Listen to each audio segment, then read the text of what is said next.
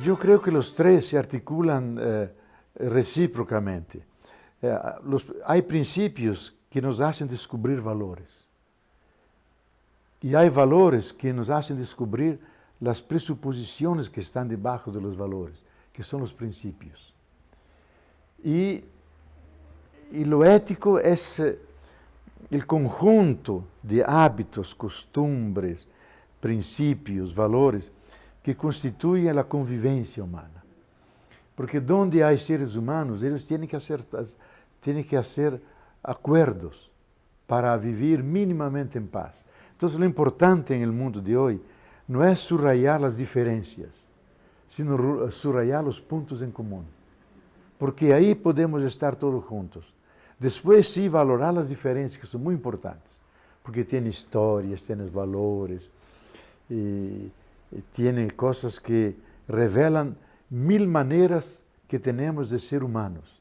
Yo puedo ser humano como un occidental, puedo ser humano en la forma de un chino, la forma de un japonés, la forma de un indígena. Todos son expresiones de lo humano. Entonces es importante la diversidad. Los principios como ventanas nos permiten ver un paisaje diferente. Y ese paisaje tiene cosas relevantes, tiene valores. Y todo el valor es algo apetecible, que vale la pena, que mueve a las personas, que atrae a las personas. Entonces el principio es el fundamento que sustenta una casa, son los fundamentos. Y los valores son los contenidos que están dentro de la casa, empezando con los valores de las personas, de los seres vivientes, de las formas de relacionamiento, de amistad, de acogida, de hospitalidad. Y esos son los valores. Y fundamentalmente el ser humano no se rige por pensamientos. Lo que cambia son valores, son pasiones, son sentimientos. Entonces cada valor está cargado de emociones. Y hoy hay que saber cuáles son los grandes valores de nuestra cultura que mueven a la gente. Para muchos de la cultura dominante un gran valor es el consumo, tener su coche, tener, digamos, objetos de la tecnología de punta. Son valores, pero son valores que llenan al ser humano, que lo realizan, que puede compartirlo con los demás. Otros dicen, no, el valor para mí es cuidar de la naturaleza, del agua potable, respetar el otro, acoger las diferencias culturales. Aquí están los indígenas misquitos, aquí están mestizos, aquí están blancos. Hacer que convivan, y la convivencia como un valor, la tolerancia que respeta las diferencias, son valores fundamentales. Yo creo que hoy la búsqueda de la humanidad son un conjunto de valores mínimos que pueden ser compartidos por todos. Y ahí viene la ética mínima. ¿Qué es la ética mínima? Es un conjunto de principios y valores que pueden ser compartidos por todos porque todos participan de esos valores o los viven o son la suposición de la vida. Yo diría, todos vivimos una cierta condición humana. Todos tenemos que comer, tenemos que beber, tenemos que tener nuestra vivienda, tenemos que comunicarnos con el otro, tenemos que convivir con los diferentes, sea en edad, en la casa, sea en la sociedad. Entonces son situaciones concretas que es la condición humana.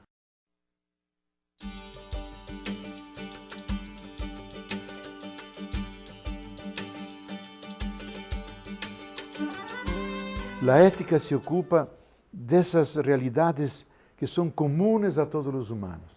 Pero cuando vamos a concretarlas, aparecen las diferencias. Por ejemplo, la muerte. Para nosotros la muerte nos causa angustia, tenemos miedo de la muerte. Los indígenas de Brasil, Tupí, Guaraní o Yanomami, la muerte es una invención de la vida. Para pasar al otro lado de la realidad, estar junto con los ancianos, desde los ancianos iluminar a los que todavía viven, llegar a ellos con sueños. Entonces la muerte es una travesía buena. Nadie tiene miedo de la muerte, al revés. La muerte es algo bienaventurado. Entonces es una cultura diferente. Entonces todos mueren, pero vivimos la muerte de forma diferente. Y aquí tenemos las distintas morales.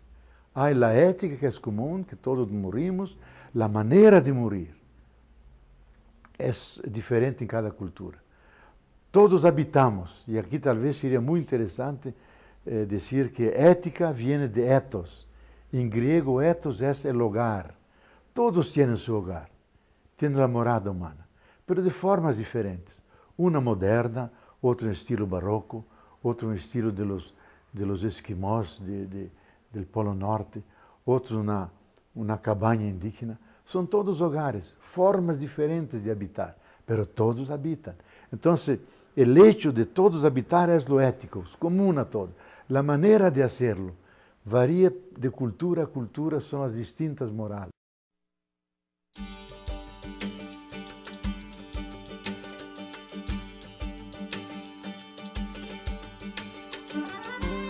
Entonces, hoy, si decimos que ética es el hogar, entonces significa cómo tratar el único hogar que tenemos, que es la tierra.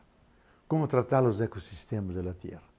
Cómo tratar la base físico-química de la tierra para que mantenga su vitalidad, su integridad. Eso es ético hoy. Entonces implica tecnología, implica valores del cuidado, del respeto de la alteridad, de la no explotación excesiva de los recursos de la tierra, de una vida más bien de simplicidad voluntaria para que todos los demás puedan participar también en no un consumo egoísta, centrado, sino solidario, humano. Son valores que vienen de la fase planetaria de la humanidad. Antes no necesitábamos eso, porque cada región tenía su moral, tenía su ética. Pero ahora la humanidad ha avanzado a descubrirse una familia humana, habitando la misma casa común. Y todos nos encontramos. Entonces, por 1000 ventanas de la internet, de la televisión, de los periódicos, la radio, son muchas ventanas por las cuales nos entran los muchos otros de la humanidad. Y tenemos que convivir, acogerlos.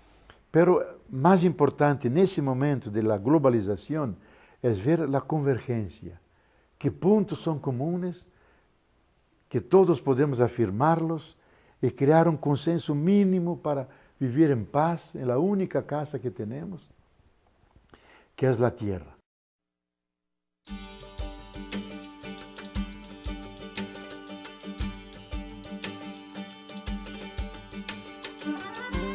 Yo creo que todo eso se remite a la comprensión que uno tiene del ser humano.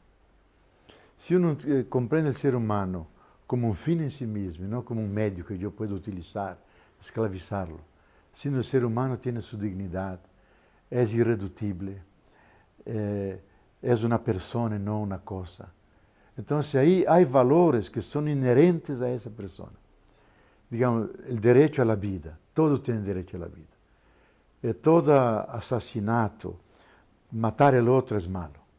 A veces estoy en una situación que tengo que matar, porque si veo un inocente, un niño, siendo agredido y amenazado de muerte, yo tengo que intervenir, que si no intervengo soy cómplice del crimen. Y a veces tengo que herir al otro, incluso matarlo. No que matar es bueno, es el mal menor de cara a un mal mayor. Entonces hay que, para cada vez, hacer un juicio cuál es lo mejor para ese momento, para esa circunstancia. Y ahí tiene que funcionar la razón, medir valores, medir procesos, respetar ciertos procesos pedagógicos, porque todo uno va creciendo lentamente a descubrir valores que no son inmediatamente asequibles. Por eso la importancia de la educación familiar, que va iniciando a las personas, a los niños, a valores de una cultura y a valores más universales. Y esto supone que se pasa de una dimensión imperfecta a otra más perfecta. Entonces yo diría que hay que partir hoy del proceso planetario. No hay que partir de una ética a otra ética, privilegiando, digamos, la ética hegemónica, que sería la ética occidental. Porque gran parte de la globalización es occidentalización del mundo. Entonces, imponer nuestra ética sería una imposición. Yo creo que somos obligados a refundar la ética. ¿Y partir de dónde? Partir de la condición concreta humana, de los hechos que son comunes a todos los seres humanos. Todos los seres humanos aman, tienen ansiedad, tienen miedo al dolor, tienen que morir, deben convivir juntos con mínimo de paz y tranquilidad. Aman a sus niños, tienen nostalgia. Son situaciones de la condición humana que todos comparten de ellos. Como a partir de ese nudo objetivo que todos comparten, puedo fundar no una ética máxima, una ética mínima. Valores mínimos que todos pueden aceptar porque dice, eso me atañe, eso nace de mí mismo.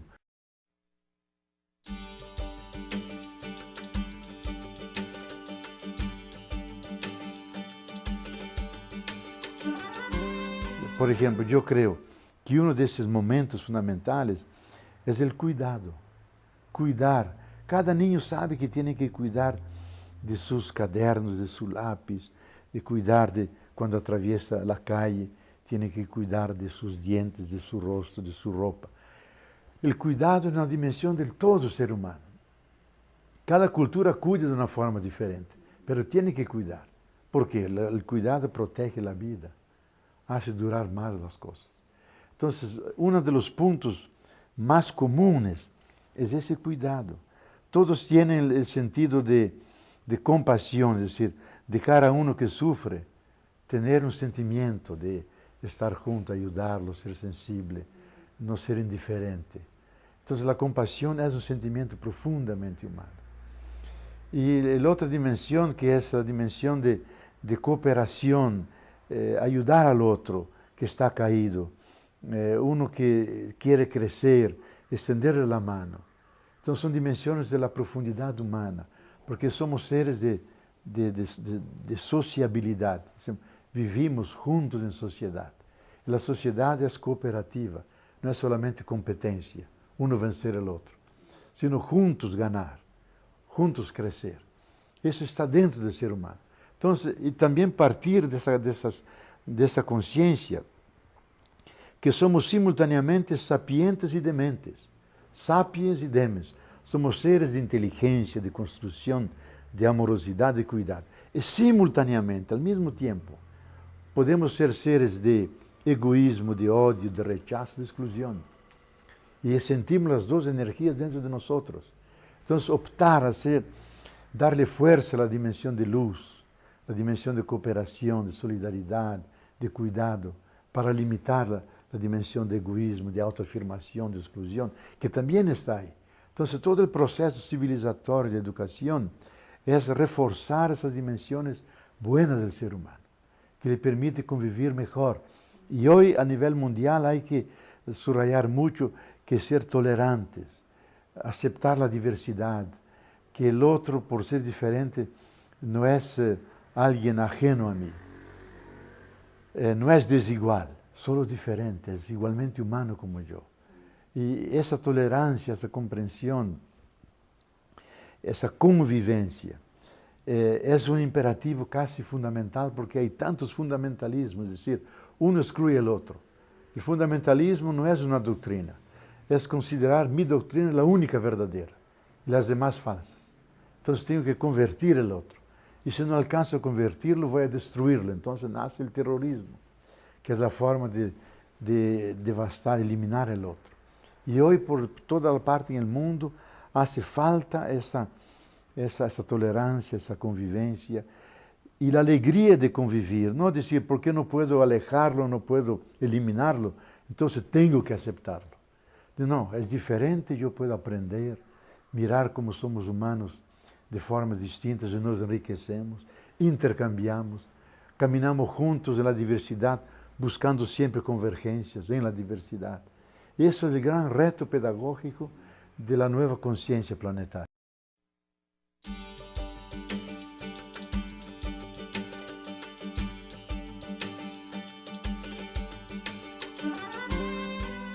Yo pienso que la Carta de la Tierra nació de la nueva conciencia de la humanidad. Por eso, a mi juicio, es el gran documento del siglo XXI. inaugura el siglo XXI. No sin razón fue aprobada en la ONU, la UNESCO, el año 2003. Es el principio, la aurora del siglo XXI. Porque ahí se intenta una mirada global del ser humano y de su casa común, la Tierra. Ve que somos parte de un inmenso proceso de evolución que tiene 13,7 mil millones de años, la Tierra como 4 mil millones de años y la vida más de 3 mil millones de años. Y dentro de ese proceso inmenso el ser humano, que tiene su singularidad, que es un ser consciente y responsable, y que continuamente se pregunta cuál es mi lugar y mi misión de cara a todos los demás seres y a la naturaleza. Y descubre con reverencia el misterio de la existencia. Entonces la Carta de la Tierra parte de esa visión amplia, holística, globalizadora. E incorpora lo mejor de las 4 grandes tendencias de la ecología, que mira el ambiente, entonces cómo cuidarlo, cómo no explotarlo excesivamente, cómo hacerlo sostenible. Mira la ecología social, entonces las relaciones de justicia, combate del hambre, el valor de la democracia como forma de participación de todos, la no violencia. Asume lo mejor de la ecología integral, de la ecología interior, que es cómo convivir con los movimientos interiores, las pasiones, las violencias, los prejuicios, cómo desmontar todo eso y montar una mente, la ecología mental, montar una mente abierta, dialogante, sensible a valores. Y finalmente una ecología integral que ve la totalidad del universo y nosotros aquellos que somos parte de ese universo y que somos responsables por la tierra, por las formas más diversas de vida y finalmente responsables para que la vida humana sea una vida feliz, fraterna, de convivencia de todos con todos.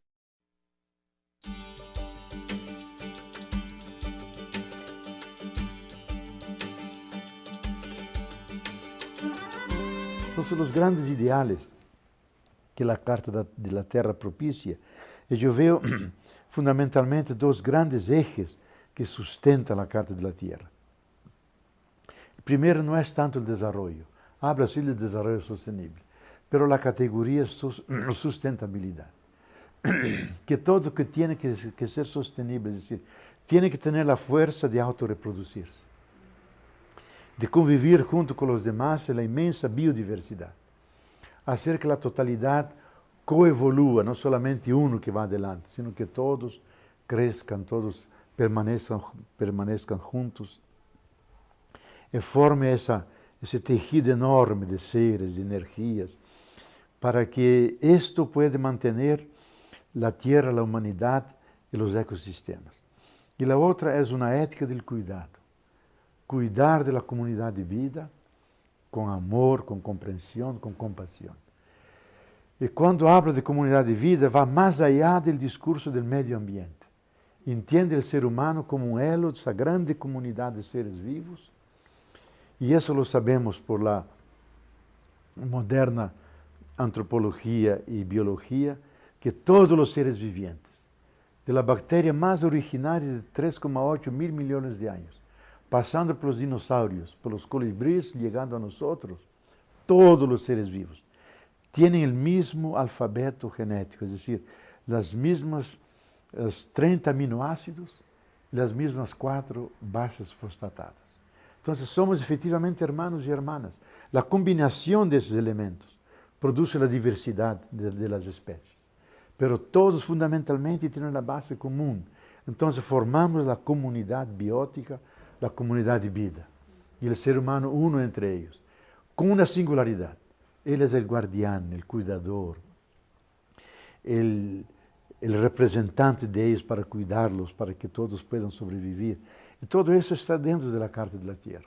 E infunde una esperanza de que la Tierra no está condenada a una tragedia, sino estamos haciendo una gran travesía de una crisis para irradiar en un otro nivel de conciencia, otro tipo de humanidad, ahora globalizada, la gran familia humana junto con la familia de todos los seres vivientes.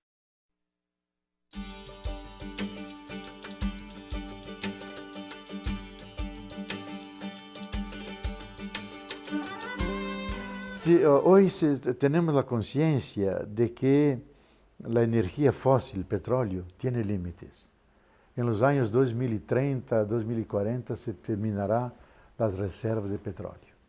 Entonces, ¿cómo buscar alternativas energéticas? Y aquí viene una discusión.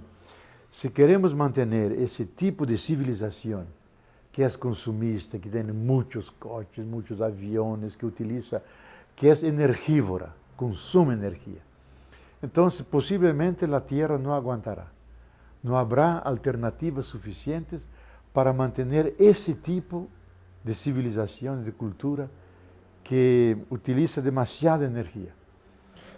Entonces, de poco vale buscar alternativas energéticas, sea el etanol, sea el biodiesel, porque eso supone mantener ese tipo de cultura y la máquina funcionando. La otra es decir, hay que cambiar de cultura. Hay que partir de una civilización de la simplicidad voluntaria, donde se utiliza, tenemos mucho menos para hacer mucho más. Porque si queremos universalizar el bienestar de los países ricos hoy, a toda la humanidad, ya lo decía Gandhi en los años 50, pero hoy se ha comprobado científicamente con cálculos, necesitamos otras 3 tierras igual a esta. Entonces es imposible. La China jamás tendrá el número de coches que Estados Unidos tiene, porque la China se transformaría en un inmenso parque y no habría gasolina para mover esos coches. Entonces tenemos que cambiar, no de matriz energética solo, vamos a necesitar de otra energía, porque vamos a necesitarla para 1000 cosas, pero no podemos sostener ese tipo de civilización, ese tipo de cultura basada sobre los bienes materiales, un consumo ilimitado y una explotación, yo diría, inmoral e irresponsable de los recursos finitos de la tierra. La tierra es pequeña, finita, no podemos superexplotarla. O cambiamos de relación con la tierra, aprovechando los recursos, manteniendo el capital natural, pensando en las futuras generaciones, entonces la solidaridad generacional, o entonces no tendremos futuro. Vamos al encuentro del camino ya percorrido por los dinosaurios. Vamos al abismo. Entonces yo me temo mucho que la cultura capitalista, que es muy material, poco sensible a valores, no quiere renunciar a nada, va a llevar su lógica hasta el final y llegamos a un impasse tremendo de una humanidad que se defronta con hambre, con sed, con crisis mundiales, conflictos entre naciones, desesperados porque quieren comer, quieren tener agua dulce, y la tierra ya no ofrece lo suficiente para todos.